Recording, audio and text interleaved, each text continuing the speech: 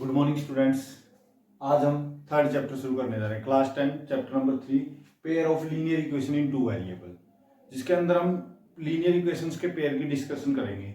जिसमें हम अगर पहले प्रीवियस ईयर यानी कि 9th क्लास की हम बात करें, 9th क्लास के अंदर हमने linear equation in two variable का एक कॉन्सेप्ट किया था, छोटा सा चैप्टर नंबर 4, जिसके अंदर हमने लीनियर इक्वेशंस और वेरिएबल्स के बारे में डिस्कस की थी। पहले हम लीनियर इसको टू टाइप से हम कंपेयर करेंगे, तो linear equation and other is variable.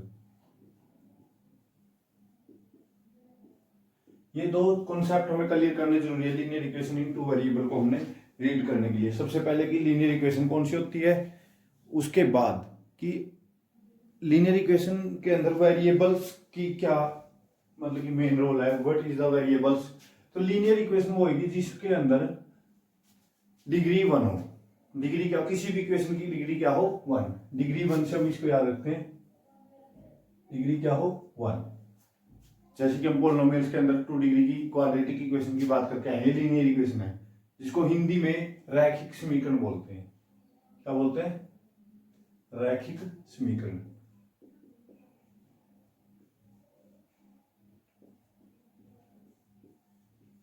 रैखिक समीकरण के अंदर घात 1 होती है। डिग्री क्या होती है? घात 1 होगी। जैसे x की पावर y की पावर की हम बात करते थे।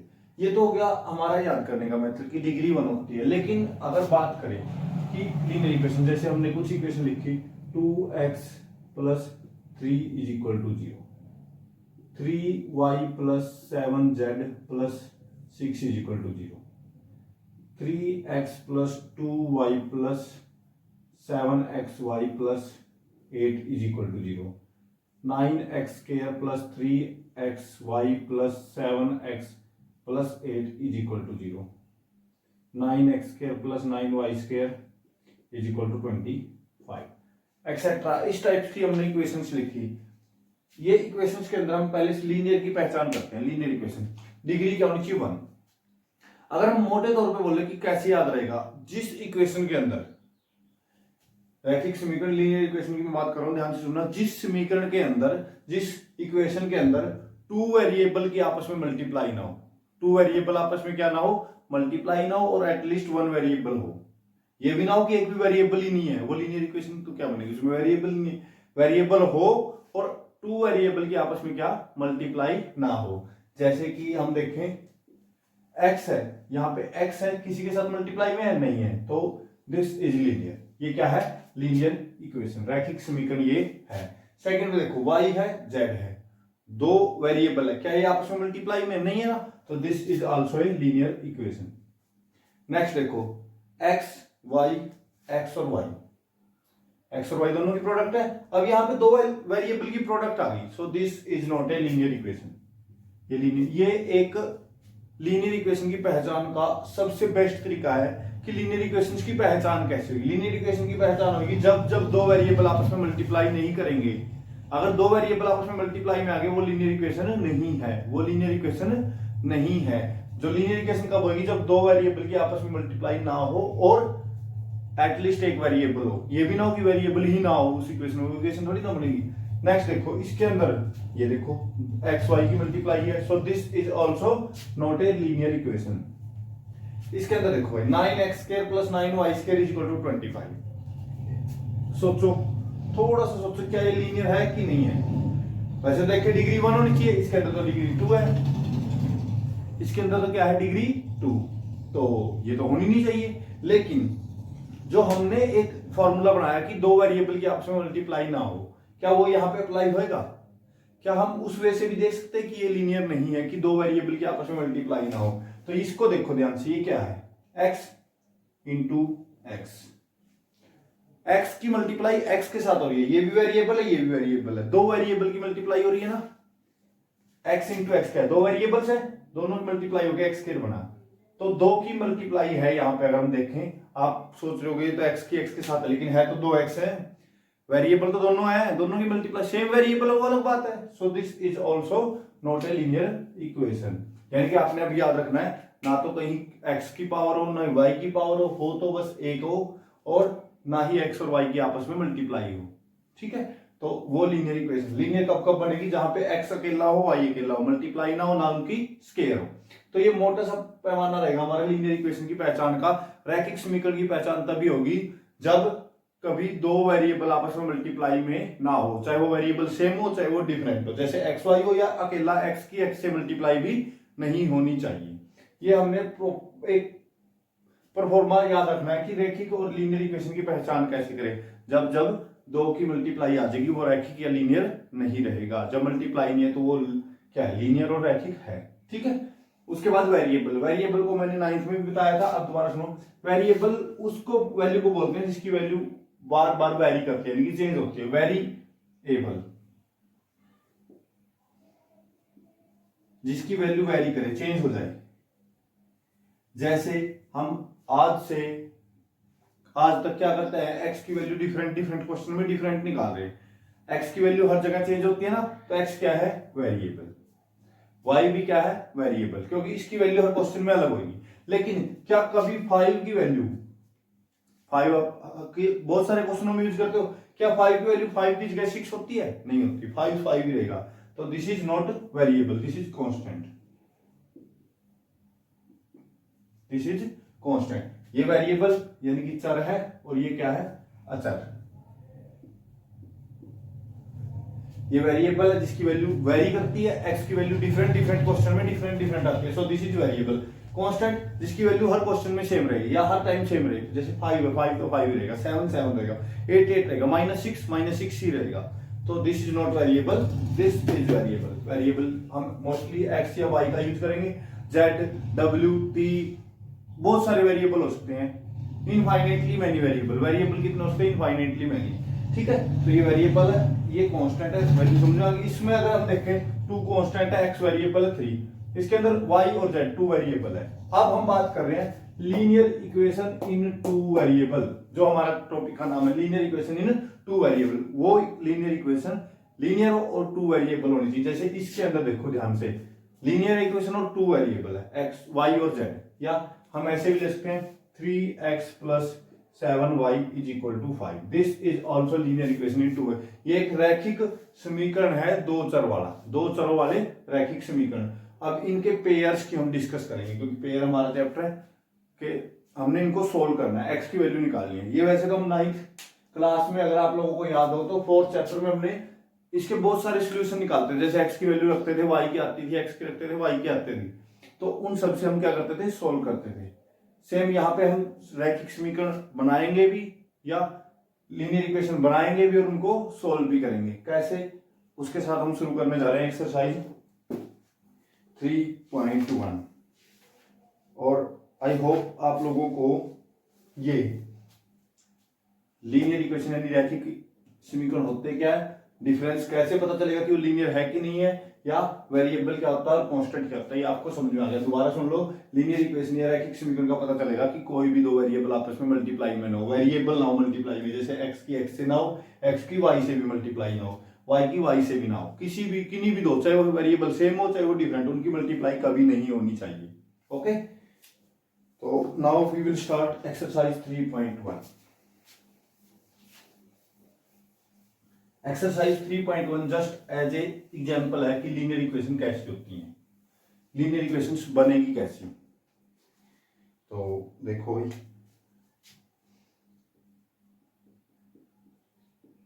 एक्सरसाइज 3.1 के अंदर 3 क्वेश्चन है, तीनों में हमने लीनियर इक्वेशन बनानी है। अब आपको इजीली करवाने के लिए मैं सेकंड क्वेश्चन से स्टार्ट कर रहा हूं, फर्स्ट क्वेश्चन लास्ट में करवाएंगे ताकि आपको इजी हो। The coach of a cricket team buy 3 bats 6 balls. आपके पास मैथ है तो आप पढ़ भी सकते हो। एक कोच है जिसने क्या किया, क्रिकेट टीम के लिए 3 बैट्स और 6 बॉल्स खरीदी। एक कोच ने क्या किया, 3 बैट और 6 बॉल खरीदी है 3900 रुपए की, 3900 रुपए की। एंड उसने फिर दोबारा क्या, 1 बैट और 3 बॉल और खरीदी, वो आई 1300 रुपए की। तो उनकी सोल्यूशन के लिए अलजेब्राइक लीनियर इक्वेशन बनाओगे, रिप्रेजेंट करना है इसको अलजेब्राइक लीनियर इक्वेशन में। तो लेट कर लेंगे। देखो इसके अंदर हम जो हमेशा टू थिंग्स की बात करेंगे, जैसे बैट और बॉल, या कोई और भी चीज होगी तो उनकी, तो लेट कर लेंगे। Let cost of a bat, एक बैट की कॉस्ट कितनी है यहाँ पे, एक बैट की कॉस्ट दी है हमने एक्स मान ली इसको, या हिंदी में अगर हम लिखें माना एक बल्ले का मूल्य, वो कितना मान लिया एक्स रुपए। हम कोशिश करेंगे साथ के साथ हिंदी मीडियम का भी। उसके बाद बॉल्स में ना, and cost of the balls, वो कितना है वाई रुपीज। एक को एक्स मानना, दूसरे को वाई।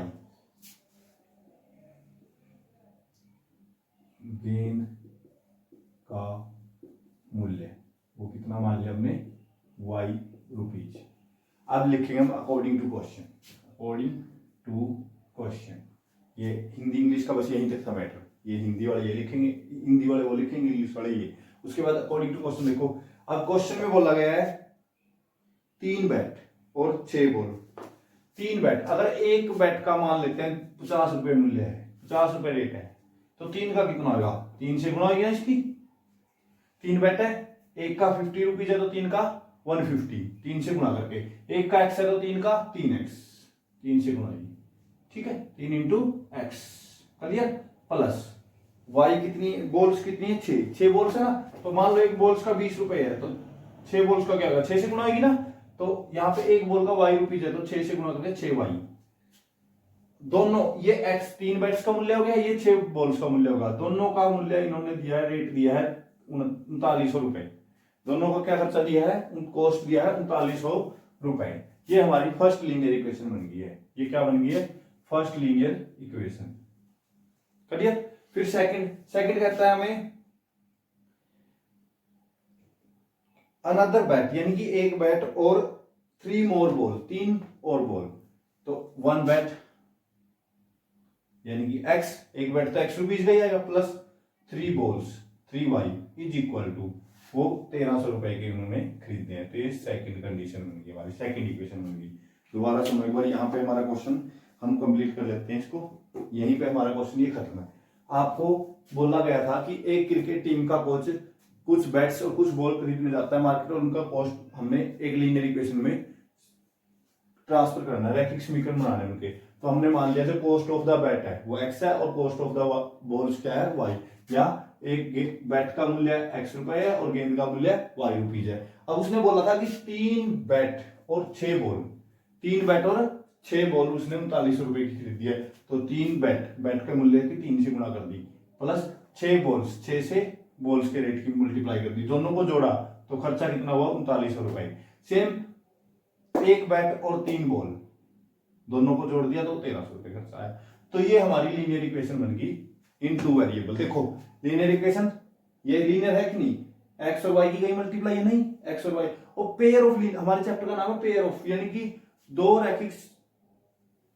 दो चर वाले रैखिक समीकरण लेने हमने 2, तो देखो 2 ही है। तो ऐसे ही हमारे हर एक क्वेश्चन के अंदर होगा, हमने 2 लीनियर इक्वेशंस बनानी है। इसके बाद मैं नेक्स्ट क्वेश्चन पढ़ने जा रहा हूं, थर्ड क्वेश्चन को हम यही करेंगे। थर्ड क्वेश्चन के अंदर देखो,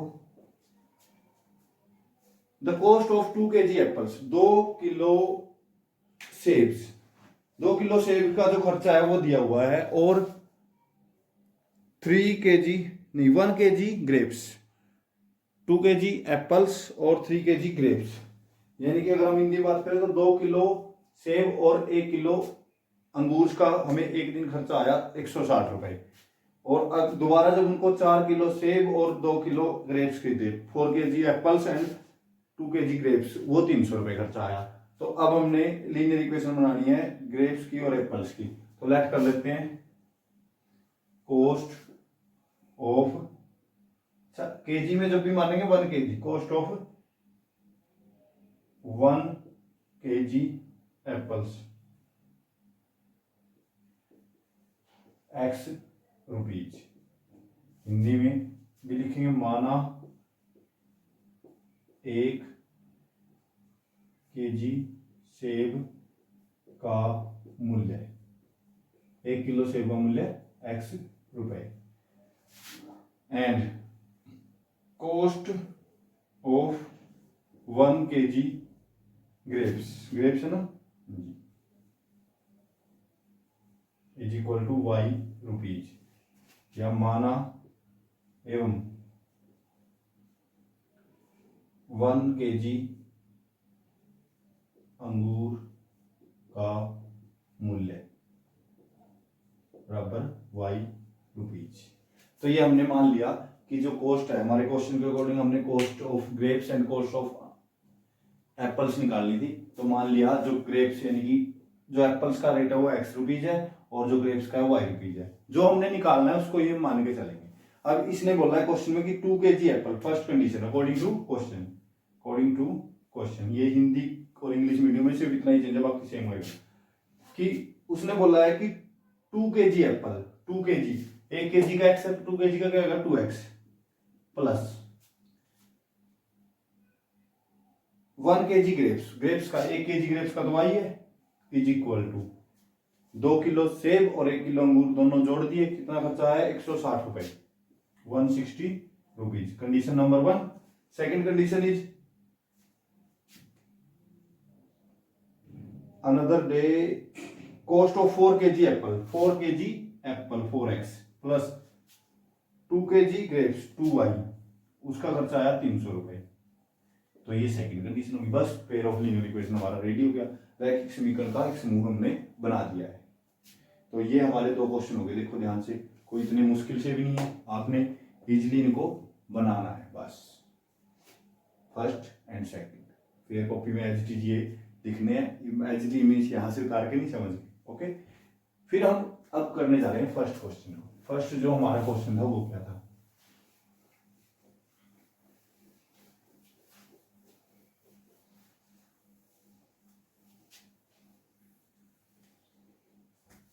फर्स्ट क्वेश्चन के अंदर थोड़ा सा सोचने के लिए हमें टाइम चाहिएगा कि हम सोच के उसको ज्यादा अच्छी तरह से करेंगे। आफ्ताफ टेल हिज डॉटर, आफ्ताफ ने अपनी पुत्री को कहा कि 7 ईयर एगो, 7 साल पहले, I was 7 time as old as you, मैं तुमसे 7 गुना बड़ा था। 7 गुना बड़ा कैसे, उसने कहा कि मैं 7 साल पहले मैं तेरे से 7 गुना बड़ा था। जैसे मान लो अगर उसकी उम्र 3 साल थी तो उसकी कितनी थी 21, 7 टाइम तभी होगा ना। 7 साल पहले अगर उसकी उम्र 3 साल थी तो इसकी कितनी होगी 21, ठीक है। और उसके बाद कहता है 3 ईयर फ्रॉम नाउ, 3 साल मतलब अब की उम्र से, पहले की बात थी, अब की उम्र से अब बाद की बात है कि 3 साल बाद मैं 3 गुना हो जाऊंगा। 3 साल बाद कितना होगा 3 टाइम 3 गुना हो जाऊंगा। जैसे मान लो 3 साल बाद वो कितना हो जाएगा, मान लो वो हो गया 13 का, तो वो हो जाएगा 39 का, ऐसे मान लेते हैं। 13 का हुआ तो कितना हो जाएगा 39 का, ऐसा कुछ है। तो हम इसके लिए पेयर ऑफ लीनियर इक्वेशन देखो कैसे ड्रॉ करेंगे। तो लेट कर लेंगे जो present age of the Aftab है,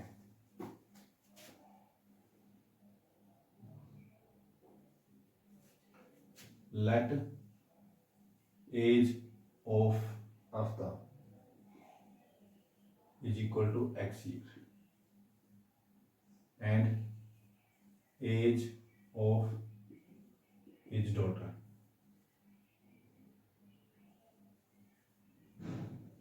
उसकी डॉटर की जो एज है वो y ईयर है, ओके। अगर हिंदी में हम लिखें माना आफ्ताब की एज की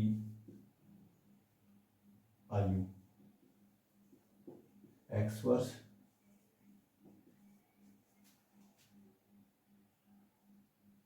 एवं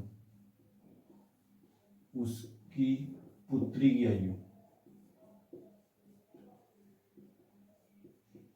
y वर्ष, ये हमने मान लिया। देखो हमारे क्वेश्चन में उसकी आयु और उसकी पुत्री की आयु की बात थी, दोनों की हमने मान ली, आफ्ताब ईयर एंड हिज डॉटर। तो अब अकॉर्डिंग टू क्वेश्चन सुनो भाई क्या कहते हैं।